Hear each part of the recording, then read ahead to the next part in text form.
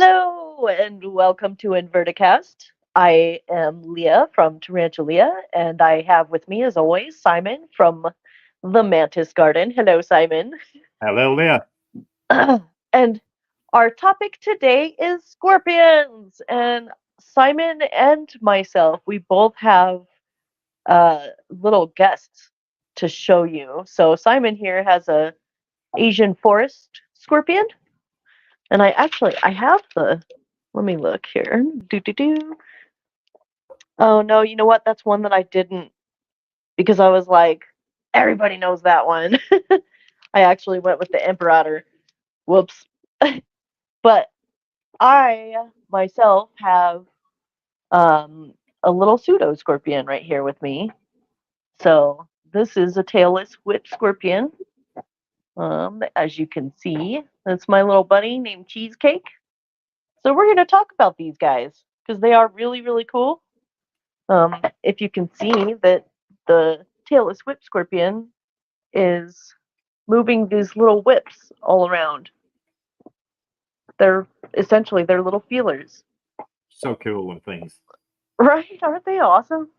So yeah, okay, we're gonna talk about it. And so firstly, what are scorpions, right? Like they are arachnids because they have two body segments, and they have 8 legs and 2 front pinchers.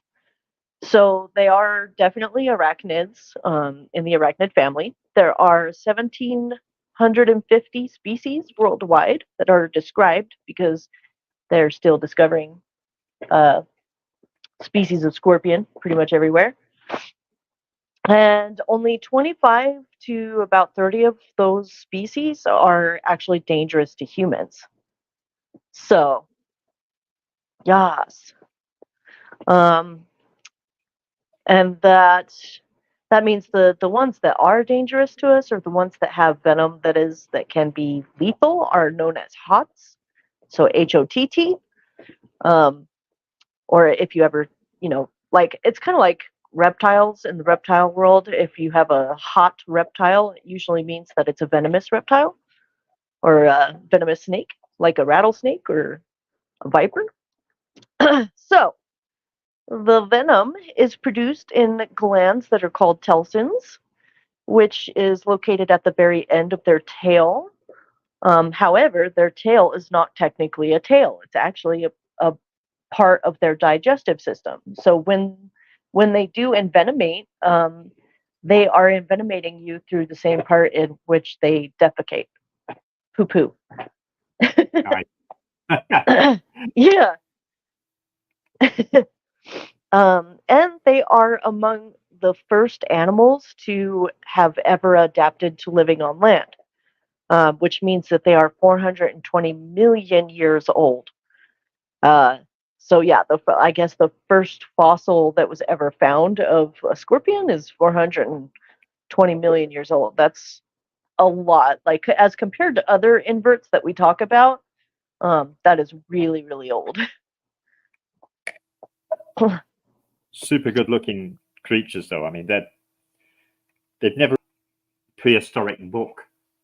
Right. Well, they're super adaptable too. So, um, like they pretty much live on every single continent except for Antarctica, which definitely makes them really adaptable to all sorts of climates. They live anywhere between, the tropical jungles to grasslands to deserts. So everywhere. So a lot of cultures also have myths surrounding scorpions. Again, probably because they can be found pretty much anywhere on Earth. So of course, people will garner interesting myths and legends about them. As time goes on, my little buddy's just chilling, still just chilling. They're so cool. Yes. Okay. So in Egyptian mythology, the goddess Isis is also linked to a scorpion because she actually is a symbol of a devoted mother. And the scorpion moms are also very devoted and protective of their young. So, a little fun fact that people might not have known. And some scorpions' venom can have up to 45 different toxins. So, yes, we are going to also talk about the varying venom potency, and we're going to go kind of into that and some of the symptoms that if you ever got stung that you could possibly expect. Another surprising fact about scorpions, I don't know if you know this, Simon, but they give birth to live young. So they don't actually lay egg sacs. Instead, they keep the eggs inside their bodies. And then when the baby scorpions are ready, they just give birth. Yeah, I've actually seen it. Oh, wow. I bet that was amazing. The first real, I don't know how to put this. The first time I ever bought an invert from a shop was the Emperor Scorpion. I got a couple of Emperor Scorpions back in early 90s, late 80s, something like that. And one of them was pregnant. Well, what do you know? So it dropped out the babies, and they sat on its back for ages, which was just an amazing thing to see, really. Oh, absolutely. If you've seen them when they're mating as well, that's also amazing. It's equally as amazing because they do. I can imagine. I've never seen it. Yeah, they do a little dance and sort of hold hands, if you like, or claws, and he drops his sperm packet on the floor and then drags her over it, and they do this little dance to make sure he's got her going over the sperm packet. Right. Which is really an unusual way, I've got to admit. That is. But that's incredible. I read about it. Still got scorpions 450 million years later. So, Wow. Yeah. If it works for them, fine. I'm glad we don't do that, but Yeah. The cheesecake jumped on me. I was like, oh no. Whole different meaning to dancing. But yeah. Quite a fascinating one to watch when they're mating. Absolutely. I can imagine. Truly fascinating. And that they're not as aggressive as the movies would have you believe. Right. Absolutely. So we're going to get into, I'm sorry, I'm trying to get cheesecake to not. Because that's why I carried on waffling on. Don't run away from me. Oh my goodness. I mean, in the movies, you have to believe that that every scorpion is deadly and that every scorpion is just out to get you. And that is nowhere. It's pretty much like tarantulas. You really have to, wind them up for them to bite you. Right. And most of them, like you say, which I've already touched on, don't really do anything so terrible. I mean, you're definitely going to go, ouch. There's definitely going to be an ouch involved. And if you're older, possibly a few choice words, I should imagine. But Right. There's definitely going to be a need to treat the sting and, get some medicine because it can be a really quite painful envenomation. It's a lot like, for the least potent venom, it's a lot like a bee sting or like a wasp sting. But for a few others, it's going to be a lot more severe. Oh my goodness, cheesecake. About that, the description with that, because if you've ever noticed, they always say the same thing everywhere. The people who have been stung by something or bitten by something and envenomated always say it's like a bee or a wasp. Always the same comparison that they use is a bee or a wasp. And what is that? I wonder if it's just because bee and wasp stings are just so much more common than anything else, and that's just something that everybody can relate to. I really don't know why that is. That's interesting. If you're stung by a wasp, let's be honest now. If you're stung by a wasp, you go, ow, and then you brush it off. It's gone. It's not a thing. Right. It's not a big deal at all. you're stung by a wasp. It's no big deal. I when we first moved in this house, I removed a wasp nest from outside, and my head got stung about 50 times. Oh. When it came out, because I didn't know the wasp nest was there, and it fell down and whatnot. And my head got stung about 50 times. And all it did is make me scratch my head for about 5 minutes, and then it was done, So yeah, I can imagine. With like tarantulas and scorpions and centipedes, there'd be no point warning anybody about Sure. them. Yeah. What we mention is that these actually do cause or can cause excruciating pain. Whereas wasps, bees hurt a little bit more than wasps, I would say. I've been stung by both, and I'd say bees hurt a little bit more. I agree, actually. I do think that scorpions probably do hurt more, mainly because they have a neurotoxin in their venom. So most scorpions have neurotoxins, which will attack the nerves of muscles and the central nervous system and stuff. So that's going to create a little more pain than like a bee sting, which is usually localized at like the sting center, if you will. I got Cheesecake back in Cheesecake's proper enclosure, thankfully. Nice and gently, but they are really wicked fast. Just so wicked fast.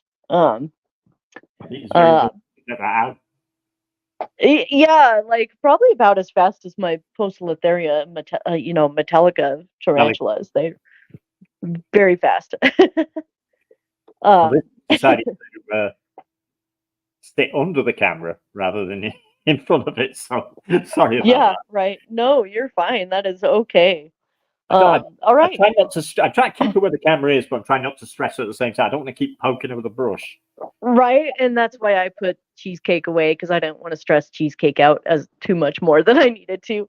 But yeah, scorpions are really fascinating creatures. The largest family of scorpions consist of over 800 species, and I believe it's the not the Hottentotta, but let me see. Oh, Buthidae. So the Buthidae genus and family is the largest family. All right, so I was going to get into like a few scorpions that you will probably see in the hobby as pets. Like these are kind of considered beginner pets or beginner species of scorpions. Like, if you're getting into the hobby of keeping scorpions, you're probably going to want a scorpion that isn't super hot. One that, if you do get stung, it's not going to be as much of an issue as others, but it's also, you're looking for a scorpion that is going to be kind of docile and just easily handleable. They tolerate a lot of, husbandry mistakes, stuff like that. So the first scorpion that I have on this list would be the emperor scorpion, which is similar to the one you have there, but the Pandora imperator. So the emperor scorpion is probably the scorpion that everyone thinks about when they think about scorpions. Like if you think of a pet scorpion, you are going to be thinking about that big black scorpion that is just bulky and incredibly intimidating, right? But the funny thing about it is that they are actually really docile, and their venom is pretty mild, so there'll be like localized pain and reaction. But these guys get relatively big. They get about 6 to 8 inches length, and like I said, they have a large body that's shiny and black, and they're kind of thick. They're like dark and broody looking. What can you tell us about the Asian forest scorpion there? I probably know more about the emperor scorpion because that's the one I had those for a few years. I mean, I tell you what, the emperor scorpion does remind me of. It reminds me of a lobster that's been sprayed black. That's basically what it looks like to me. That's always what I see when I see the thing. I have been stung off one, and they don't really hurt. So I can honestly say that they don't really hurt. They don't have any extra adverse effects. Like there's no. Well, that's good. You're not bleeding from your eyes or vomiting or running to the toilet. There's nothing like that happens with them. But Okay. these guys are slightly different. These again, if you read up on them, they'll tell you a bee sting, but it's more than a bee sting, and they can also it's excruciating pain that's localized. They can be swelling, and also this little guy can make you vomit. So I believe it. Yeah, absolutely. It's a whole lot more than a bear wasp, but a whole lot more. But generally, they're quite docile, as you see. Yeah, they're not out to sting you. It takes a lot of energy for them to even create that venom, so they don't want to waste it on something that they're not going to eat. Yeah, essentially, it's the same with tarantulas. Like it takes a lot of energy for them to create their venom as well. So they're going to be slow to bite just because they don't want to waste their venom on, something they're not going to munch down on, if you will. There's not something you should pick up. I mean, advise anybody who's doing it. It's not somebody. It's not an animal that you should be handling for numerous reasons. Not only because of what they can do to you, it's because you can stress them out. They're a very nervous animal, like to hide. They're nocturnal. Any animals like spiders. So you shouldn't really be handling them anyway. So if you want a pet you can handle, don't get a scorpion. Or no doubt, because scorpions they're very quick and they're also really tricky. So if you happen to like lose control of that scorpion, say, and it gets away from you, you might not ever find it again because they're flat, so they can slip under, under door frames, under rocks, under anything in your house or whatever, pretty easily without you even realizing it. So yeah, like. I agree with you. I don't think that scorpions are as great of a handleable pet, but I also don't think that people who are interested in scorpions are interested in handling them. At least I would hope not. But I mean, I have seen like videos, lots and lots of videos of people handling emperor scorpions. And I have met emperor scorpion like ambassadors. So, animal ambassadors. So these are animals that, like Rosie here at the Butterfly Pavilion. She's a Grammostola rosea that is well adapted to the handling because it's just a kind of an exercise for them. And they are there to help teach people about arachnids. And so I've seen emperor scorpions in that same role. For people that are interested in learning about scorpions. So the next like good pet scorpion that I have on my list is the Tanzanian red claw, also known as, well, scientifically known as the Pandinus cavamanus. These guys are a little more aggressive than the emperor scorpions, and they will stand their ground and be a little more willing to sting. They get about 4 to 5 inches. They also are black, but they typically have those rusty red claws. So those two front pinchers are going to be a red color. Do you have any experience with those guys? I do not. I mean, I don't have much experience with scorpions, full stop. I mean, okay. We had the like I said, the emperor scorpions years ago. Mm-hmm. And I mean, I just realized now it's nearly 35 years ago. Oh, wow. Yeah, it's makes you appreciate how old you really are, doesn't it? And yeah, so that was a long time ago, and it's when it was the only scorpion you could get really here. I mean, you got to remember we're on an island where we don't have any scorpions. Sure. So, yeah. And inverts weren't really a big pet thing. It was just like the rosy tarantula. Okay. Yeah. And pretty much the emperor scorpion and stick insect. That was fairly much what was only available back in the 80s when people started noticing them. So no, I've not had. I know what they are. I know which one you're talking about, but I've not had experience of it. Sure. Yeah. That's okay. Over the new year, I've got someone who will be here spending New Year with us from Norway, who absolutely loves scorpions. He's called Trond. He's also a YouTuber, so some people might know him. Okay. He'll be on New Year's Eve giving me full scorpion rundown to give you more information than I could ever find on Google or anywhere else. So I'm looking forward to having a scorpion lessons on New Year's Eve.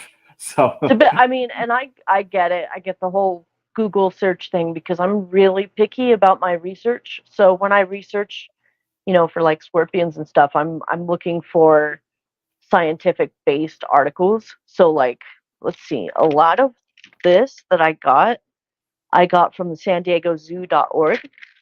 And then I also got a couple other articles from mostly like educational what's the word I'm looking for? Institutions? Yeah, that's the word. Okay. So the next you have to do, isn't it, with Google? That's what you have to do. You have to figure out where the information is coming from, and it's not a random Wikipedia or that single person's experience with the one scorpion they've had. That's not going to be you need as reliable. A full information on it and from a reputable place. I find that if you're going to look for deep information on something, Google Scholar isn't that bad because it actually directs you to papers and studies. See, and I didn't even know that existed, so I need to get into that because I'm over here doing the old-fashioned way, looking for .nets and .orgs or .edu. Google and actually type in Google Scholar, it will take you to an entirely different Google, which is just studies and scientific papers. There is no Wikipedia. There's no general people, if you like. Everybody on there has got a doctor before the name or a PhD after it. Okay, see, that's the information is where you find some of the best information. I have also found some of the worst. So you have to cherry pick that as well, because some of it can be a bit, unless you know that the doctor or whoever, the professor who's wrote the paper, and you've heard it before, there's a good chance that it's possibly just students. Right. So you've got to be careful with that as well. So yeah, but Google Scholar is better than just Google. Definitely. I'm definitely going to need to check that out for sure, because I'm a very scientific minded kind of person as it is, and when it comes to like doing any kind of research, I'm looking for the best knowledge I could possibly find. And I think I found some really good stuff. So so common scorpion pets. Getting back on topic, so common scorpion pets are going to be, like I said, the imperator, and then the next one on my list is the Heteromatous spinifer, also known as the Malaysian black scorpion. This is a tropical species, and that's actually the Asian forest scorpion is like this big common name that covers, so it's the covers loads of them. So it's like this one, which is the Heteromatous longimanus, and then you've got the spinifer, and then you've got some others as well. I'm not very good with the Latin names of scorpions, but there's a bunch of them that all come under the heading of Asian forest scorpion. Okay. Yeah, well, that makes sense. It was kind of like the African giant snails, right? The land snails. Yeah, and like the giant Asian mantis and spiders as well. But it's just a typical common name for that anything in that region that's a little black scorpion that lives in the forest, really. Yeah, So, right. No, it makes total sense. Uh, yeah, okay, so cool. So the Malaysian black scorpion is essentially like the scorpion that you have there on the screen. Kind of. Different species, but yeah, I think the only difference, or more or less the only difference, is the region where they come from. It was like Malaysia. I yeah. think this one's from Vietnam. Well, that's And the it's a other large one I area. know is from Cambodia, and that's got a different name. Yeah. Uh, but they're pretty much the same scorpion. And when you buy an Asian forest scorpion, you need Mhm. to know the scientific name to make sure you're getting the right one. So if you've got one at Yeah. home, you think, oh, I want to breed those, I'll get another one. Don't buy it from Asian forest scorpion. You need to buy it No. from the scientific name only, which is pretty much the Absolutely. same across the board with everything that's an invert, Oh, I because agree. there's lots of them that do look very, very similar to each other, Yeah. and some of them that you only know by dissecting and seeing the genitals. They're the only difference. So, Yeah. and that's not something you're going to do if you want to breed them. So, Yeah, no, of course, right? yeah, you've got to make sure you're getting the right the right one, the right scorpion from the right area, and etc. Otherwise, you're Sure. just going to end up with a fight, really. Yeah, absolutely. I mean, dude, for real. I mean, you got to be careful with what you're buying. Even in tarantulas, in the tarantula world, like there's, so many different kind of Mexican red knees or fire legs or red knee or, or fire knee, all these things. But it's easy to get those species mixed up. So it's much better if you just go with the scientific name always. Okay, so my next topic of discussion is spicy scorpions. So these are going to be the scorpions that if you do get stung by them, you are probably going to need to go to the doctor because it can be a big deal. And I think this is kind of what everybody's really afraid of. When it comes down to being fearful of a scorpion, I think that this is what it is. They, they're fearful of the sting and the effects of it because it's kind of that unknown realm. So let's talk about the spicy guys. And all this information on the super spicy scorpions I got from herpetoculturenetwork.com. Um, so the first one on this list is the Hottentotta, which is the African bark scorpion. They range like anywhere pretty much in North Africa and East India and even in Nepal. And they are the most toxic of this general species or genus is the Hottentotta tamulus. And they are responsible for the most deaths from scorpion stings in the whole world every year.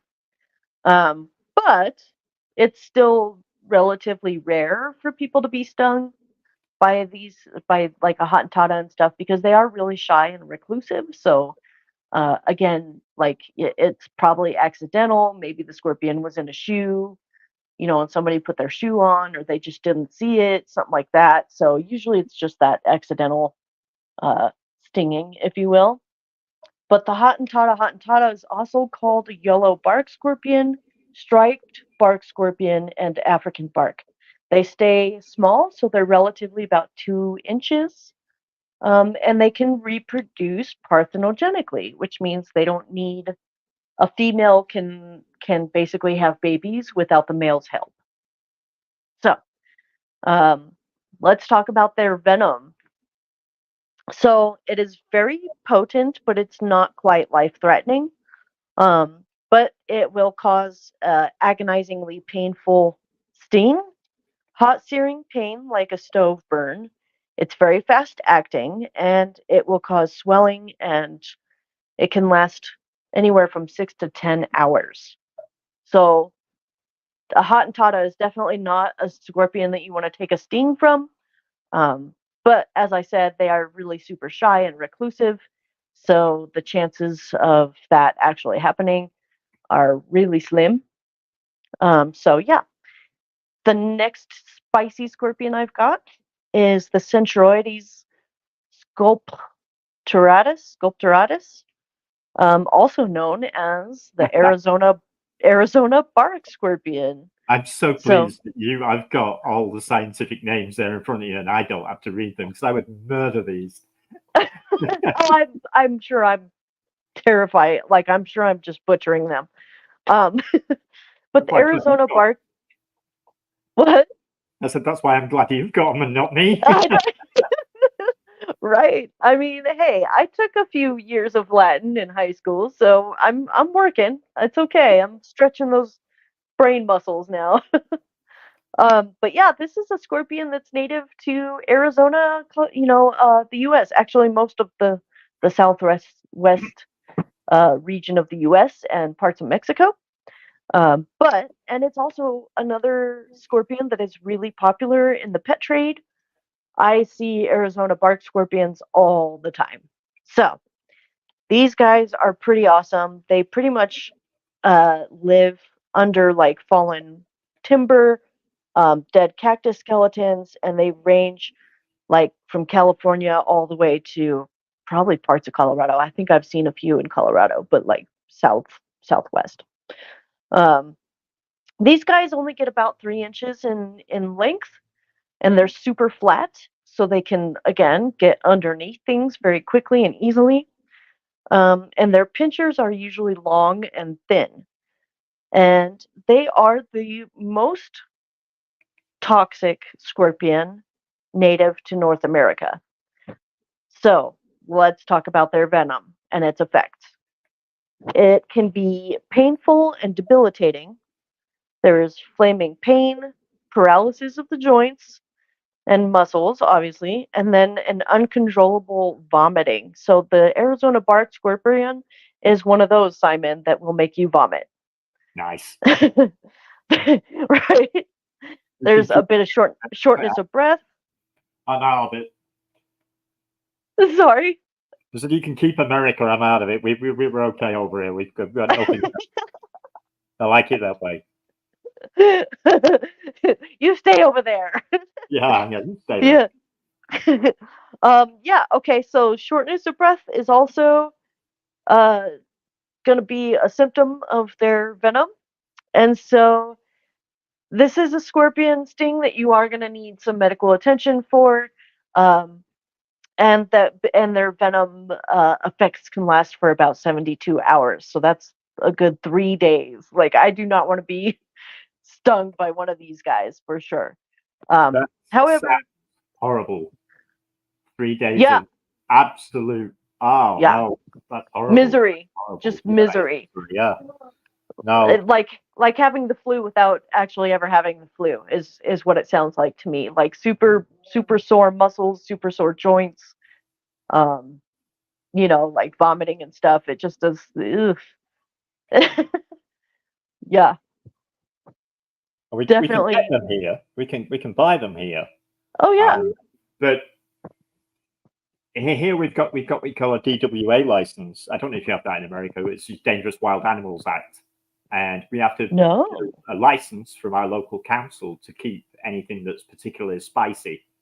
From people to, anything that might involve medical care, really. You have to actually get a license to say and prove that you can look after it and you know what you're doing. Like a 15-year-old isn't going to be able to go out in a pet shop and buy one. You have to know what you're doing and prove that you can look after these things before you can get a license, and it costs you money. So it's something else people don't want to pay. So Did I leave you hanging then? Sorry. I was delaying the delay. No. That was me. I swallowed my coffee wrong. Oh my goodness. It went down the wrong tube. Okay, so yeah, that's interesting. We do not have that. We don't have that. At least not in Colorado. There might be other states that do require for you to have like that kind of license. But as far as I know, it's not not a thing here where I live. So I'm kind of lucky for that. Okay, Oh, so the next spicy scorpion on my list is the Androctonus bicolor, which is known as the black thick-tail scorpion. These guys, again, are another one that I see a lot at like the reptile stores or exotic pet stores, you know. I see these guys a lot. And so they're really cool though. They're native to North Africa, so another African species, and the Near East. The name Androctonus actually translates to man murderer in ancient Greece. nice. Yeah. Um, but they have a very oversized tail. It's large and kind of fat and very distinct to this one genus. They usually only get about 3 inches in length. And these guys can be quick to sting. So if you do mess with them, they are not afraid to sting you.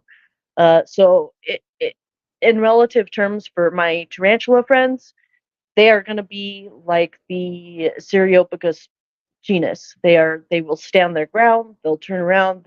They're not afraid to sting you. Um, and that actually can OBT. be. Sorry, go ahead. Sounds like an OBT.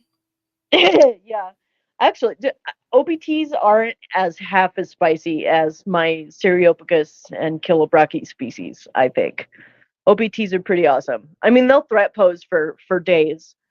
They'll threat pose for days and days and days, but that's pretty much all they'll do, and then they'll run away. Um, Whereas the Cereopithecus will threat pose, slap, and then eventually just they'll be like, you know what, you get it, you're getting it. So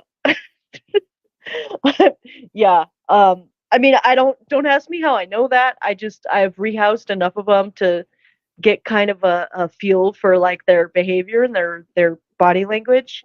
And OBTs for me are really, really mild compared to the Cereopithecus and Kilobrachys that I've dealt with. Those guys will straight up turn around and be like, "Really, you want some?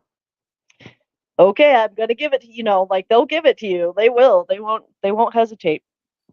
So, so this is true also for the Androctonus bicolor. These guys are a stand your ground kind of tarantula. Um, they are their venom is highly concentrated, and it is a neurotoxin. So this neurotoxin that they contain actually will attack the muscles of the respiratory system, which means that the nerves will become disabled and it can lead to paralysis. So definitely not a fun time if you happen to get stung by a fat tail scorpion, black fat tail scorpion. It also will cause abdominal convulsions and eventually respiratory failure. So this is another scorpion that medical attention, if you do get stung, is going to be a must. Um, so yeah, definitely watch it with those guys. They are probably one of the spiciest of the spicy. Uh, and as I said, they're not afraid to sting.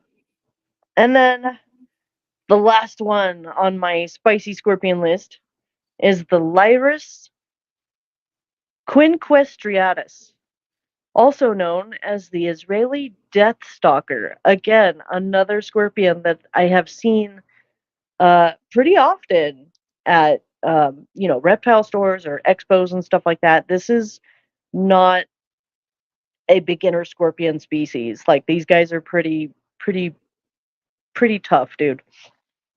Anyhow, they are a timid species. When they are provoked, they can unleash a barrage of stings. So not just one sting, a barrage, like a whole bunch of them in multiple directions from a long, thin tail.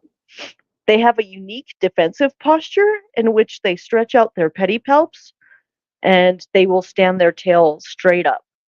Um, and they also are a little larger. They usually get over 3 inches or so in length.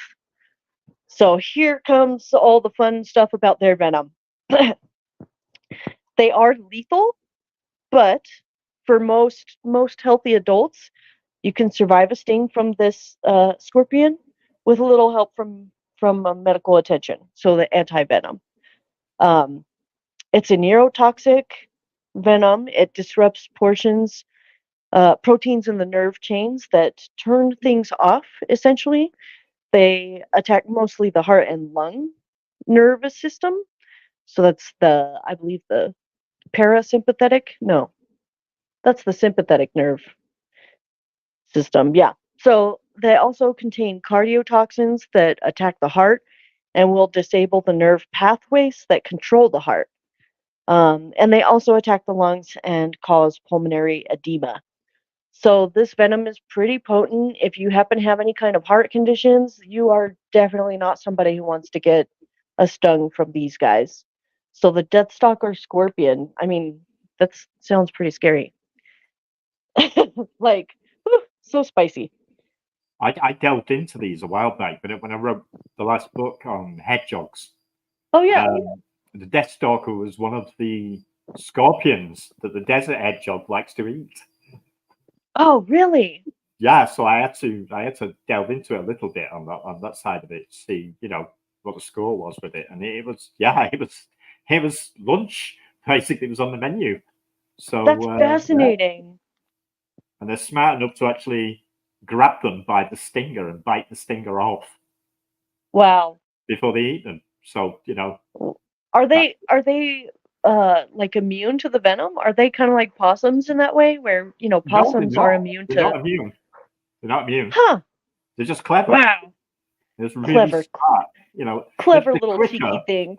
The quicker to retract than the scorpion is to attack. That's cool. So they can, they can retract, pull the face in, and like leave the spines out. Right. Scorpion never gets really a chance to sting them anyway. And then they'll take the opportunity, grab hold of the stinger and bite the stinger off, and then just munch at the scorpion. Free meal. Nice. That's incredible. I mean, it sounds a lot like, cats with snakes. Yeah. Like you've seen those videos, I'm sure, of like there's a stray cat somewhere that's just, come across a rattlesnake, and for whatever reason the cat is just outsmarting this rattlesnake. Like, yeah, you can't catch me. That's basically it, yeah. I mean, among this, isn't it? It's like mammals are just smarter than inverts, as simple as that, and it's just the way the world is. Absolutely. Okay, so the last kind of scorpion that I have to talk about are pseudoscorpions. These guys are much like my little friend Cheesecake here. Cheesecake is a pseudoscorpion. I don't think we can see Cheesecake. Well, in any case, at the beginning of the stream, I had Cheesecake on my hand. So yeah, Cheesecake is a tailless whip scorpion. There are all kinds of pseudoscorpions, which actually include ticks, mites, and what was the last one? Tick, mites, and fleas. So these are all arachnids. They are also considered pseudoscorpions. A lot of these creatures are ones that people see as pests. Obviously, ticks, mites, and fleas are going to be something that you want to keep off of your furry friends, like dogs and cats.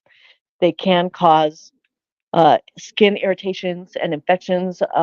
Actually, my youngest cat, Stevie, is allergic to flea bites. So he, if he gets flea bites or for any reason, he'll like be really, really itchy and scratch himself to death. So, poor kitty. But in any case, pseudoscorpions are pretty cool. I've got, like I said, I have Cheesecake. Cheesecake is a tailless whip scorpion, which actually just pretty much describes this creature pretty well. They don't have like a tail like a scorpion does, but they do have those two front pinchers that stem from their pedipalp area. But then they also have these really long, really strange and slow moving antenna like things, which are their whips. And those are essentially, they use them as feelers to feel around their environment, feel for other inverts that they might prey on, because their eyesight is really not that great. And obviously, tailless whip scorpions are not venomous, so they're not harmful to people. Um, I mean, they probably can pinch you. They could probably pinch your skin, but it's not going to be, as devastating or painful as, say, like a scorpion sting, right? Um, Another species of pseudoscorpion that you will see in the invert hobby is going to be those vinegaroons. And those guys actually got their name because they, as a defense mechanism, spray a really stinky, potent chemical, and it actually smells a lot like vinegar. So it's actually a deterrent for larger predators. So vinegar is if you know vinegar, it's kind of a bitter, not the most fun smell in the world, but definitely one that will chase away a larger predator trying to snag a meal. Vinegaroons also have pinchers in the front of their bodies. Um, I believe their pinchers are a little bit fatter, but they're not quite as long. And they do also eat other inverts. But yeah, and both of these, like the tailless whip scorpion, are native to the States, and so are vinegaroons. They are native here to North America. Yeah. And Simon, you were saying that you were looking for tailless whip scorpions, but you can never find them, yeah? You can never really find it. So I want captive bred ones. I mean, obviously, we get wild caught ones here, and I really agree with the wild caught thing, especially when people have bred them here. Yeah. So therefore, it is a possibility. So that you can, once we start breeding them in a place, you can stop the wild caught. Right. So, yes. So I'm really looking for somebody who does captively breed them. I would like a few of those, and I'd like to have a go at breeding them myself. I mean, they're a really weird, alien-looking creature. They really are, but they're so cool. I think they're fascinating. There's also the vinegaroon, as you said, and that's another one. I can't think of anybody in this country. I'm sure there is, but I can't think of anybody over here that's captive bred those yet. Here, off the top of my head, I'm not saying they haven't. I'm saying I don't know of anybody who has. Every time I see them for sale, they're always wild caught, and it just puts me off. Yeah, you don't know what they've got on them. You don't know if they've got parasites. You don't know, you don't know how old they are. You don't know if they're going to die 5 minutes after you've bought it. So, yeah. Well, and especially the pseudoscorpions, they only live for about 3 to 5 years. Yeah. Same with vinegaroons. So I mean, if they go out and they catch a already an adult vinegaroon. I mean, you don't know how old it is. It could die during shipping or in transit and things like that. So it's just kind of a bummer. I agree. Yeah, I don't fancy that idea. I mean, I would like vinegaroons. I would like scorpions. I did have the opportunity, but I missed out, which annoys me. Really annoys me. I put it off because I was busy. I didn't have the room, and I was trying to sort this place out at the time. And I thought, I'll put that off. Sure, he'll have them, and he got rid of them all. So I was out of luck there. But in the future, I'm hoping, excuse me, to pick up a couple and attempt to breed them myself. Yeah, I think that'd be a great idea. Yeah, not a lot of people here have them. Right? What I see. And you see them at shows quite a bit. Oh, I bet. Yeah. There's always someone selling them in shows, which is, you know. But again, you don't know where they've come from. You don't know if they're wild caught. And 3 to 5 years, not very long. So, you can end up getting something that's going to die in 5 minutes. And I don't want that. And that's a total drag. Yeah. I agree with you. I think I really prefer captive bred. My tailless whip scorpion cheesecake is really cool. I got it as a little youngster, so I'm pretty sure that someone captive bred them here somewhere around here. Because again, like, but they are a native species, so I mean, I don't really know. I probably should have looked, but this is the little creature, the amblypygi. These are the creatures that I bring out when I know I have like an arachnophobe in my house and they don't Yeah. want to see spiders. So instead, I will bring out the pseudo scorpion and tell them all about how it's pretty much blind, it can't bite you or sting you, it doesn't have any venom. And then I'll feed it for them or something like that. And hopefully, like, that kind of helps to like alleviate those fears. Um, but yeah, that's kind of what I do as far as that goes. Oh yeah, a bit like the jumping spider thing. You bring out the jumping spider. Yeah. Yeah. I mean, jumping spiders. They're super cute. Bit by a pet jumping spider. Exactly. Like, that's kind of the same idea. Like, these guys are so weird looking that they are cute. So people, people actually really enjoy it. It's kind of entertaining for them as well. So yeah, I will always have my tailless whip scorpion. And if you guys were following us from the very beginning, you could actually see that mine is more afraid of me than I am of it. And you know what I mean? Like, they're not out to get you. Definitely not. I think that's something that I would probably handle more. Would be a tailless scorpion. Get it used to me. Yeah, definitely. Because they don't concern me at all. Oh, I tell you what, there was one thing we didn't go over with the scorpions, which was a good way of telling which scorpions are spicy and which ones aren't. Which is generally the size of the claws. If they've got big claws, it usually means that they have a weaker sting. Oh, that's fascinating.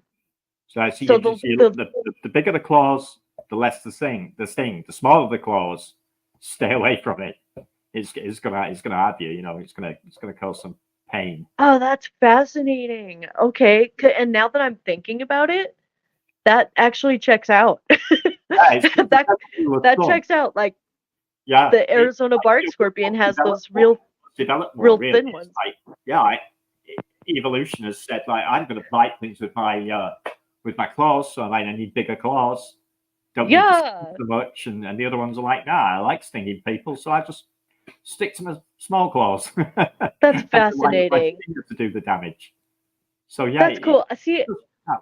Just check out. It's like that with tarantulas too. Like, I swear, okay, I have a theory that tarantulas or spiders in general have like 3 superpowers. Okay, they get venom, so you can have like the super toxic venom or very highly potent venom, urticating hairs, and speed. And so the funny thing about it is that it's a trade-off. Like, the faster you are, you're probably not going to have those urticating hairs. Like the Salmopus erminia or any old world species, they don't have urticating hairs, but they are all very fast. And then it's it's a little game of threes. Like, I don't know. It's just a theory. That's my weird ramblings. It's probably a good theory. I also think, like, the bigger the spider is usually the more docile it is. From what I've seen, you get the monsters, like, and they're not as terrifying. The bigger they are, the tiny ones seem to pack. They're like your little black widows and your and stuff, and your redbacks seem to, they're the terrifying ones. They're the ones. They are they are the scary ones. I agree. Yeah. I agree. Yeah. They don't do anything really. There's something to be said about that. I think you're pretty right on. Although I will say my Brazilian giant white knee, or my Acanthoscurria geniculata, is not one that I would really consider docile, because she's a good 8.5 or so inches in diagonal leg span, so she's a big girl. But she's fast and wicked. Like, if anything is in her enclosure, any little thing touches a part of her enclosure, she's on it so fast. So I wouldn't call her docile, but I also wouldn't really call her like super defensive. She's not, You know what I mean? Like, she doesn't kick hairs a whole lot. She rarely throws threat postures. She's just skittish. Yeah, I guess I'm not as concerned about like the salmon pink. Yeah, sure. I am like the OBT. The salmon pink's like, it's a big dopey, slow thing. Yeah, right. Doesn't really do anything. It's more interesting chucking hairs at you than anything else. It doesn't want to bite you. Yeah, The OBT, essentially. to me, it just looks like it wants to have a go at you all the time. Every time I see I'm telling you, they will stay. Look at my fangs. Yeah. You're getting, and I find it really uncomfortable, the OBT. But I love OBTs because of that. I love their attitudes. Like, they are just so, they have such a spicy attitude, but I kid you not, they will stay in that threat pose for hours. Like, they're, yeah. I mean, I have heard of people getting bit by OBTs, but I'm also thinking, like, once an OBT is in a threat pose, you kind of know, like, that is definitely your natural reaction. Just stay away from them. Because it is very intimidating. So find out the reactions to put the lid on. Yeah, exactly. So it's kind of surprising to me when people get bit by OBTs, because I'm like, did you just keep provoking after the threat pose? Like, what are you doing? You know. Same with everything. I mean, same with scorpions as well. If you keep provoking them, like they're if gonna you press them, if you squash them, you put pressure on them.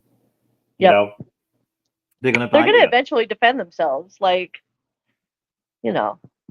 I think I got bitten by the like tiny jumping spider yesterday. I thought jumping spider. You were telling me.